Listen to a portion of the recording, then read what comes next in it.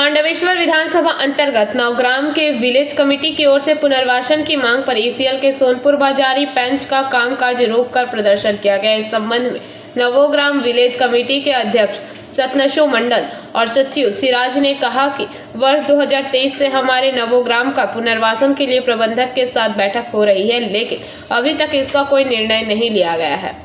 নবগ্রাম গ্রামের বাসিন্দারা এসেছিলাম। গতকাল আমাদের জিএমের সাথে মিটিং ছিল সোনপুর বাজারে পুনর্বাসন নিয়ে। সেই পুনর্বাসনের কোনো সুরাহা হয়নি বলে আজকে আমরা এই খনিতে এসেছি যে আমাদের যে এরিয়ায় কাজকর্ম চলছে সেইগুলি যতক্ষণ না গ্রামের পুনর্বাসনের কাজ আলোচনা হচ্ছে ততক্ষণ এই সাইট বন্ধ থাকবে। ঠিক আছে, ম্যানেজমেন্ট বলে বলে আমরা হয়রান হয়ে যাচ্ছি। আজ 1.5 বছর ধরে এই পুনর্বাসনের গল্প চলছে, ম্যানেজমেন্ট খালি গল্প করে যাচ্ছে। আজকে গ্রামের মানুষ খেপে উঠেছে, যদি এই সমাধান না হয় আমরা বৃহত্তর আন্দোলন যেতে বাধ্য হব। আজকে ম্যানেজমেন্টের লোক এসেছিল, কি কথা হয়েছিল? ম্যানেজমেন্টের লোক এসে বলে যে আমরা দেখছি আপনারা যেটা বললেন সেটা আমরা উইদিন 10 ডেজের মধ্যে ওটা আমরা সমাধান করার চেষ্টা করছি। মিটিংটা এখানে প্রায় 200-250 লোক এসছে। না, বসবাস বহুত আছে আমার এখানে। 5টা পঞ্চায়েত মেম্বার, 10,000 পপুলেশন।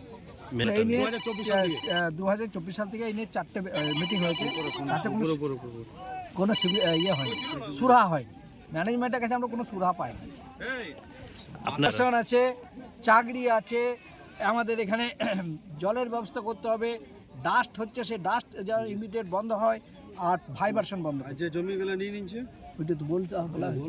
ও বাবা, ওই কথাটাই তো ম্যানেজমেন্ট ওখানে পুনর্বাসন ম্যানেজমেন্টে এসেছিল সার্ভে অফিসার কার্তিক সামন্ত, আমাদের এইচওডি এলআরই অভিষেক দোদাল, এই দুজনে এসছে মেশিন সাইড করবে।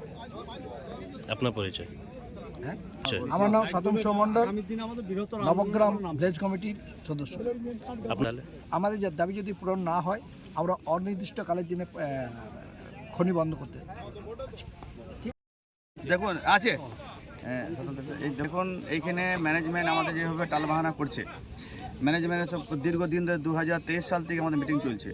আর মিটিংয়ে যেভাবে অন্যায়ভাবে যেভাবে আমাদের জমি জায়গা নিয়ে নিয়েছে, পুনর্বাসনের বারবার বলা হচ্ছে আমাদেরকে, কিন্তু ম্যানেজমেন্টের কোনো টালবাহানা কিছুই হচ্ছে না। আমাদের এখানে দিনের পর দিন জমি কেটে নিয়ে চলে যাচ্ছে।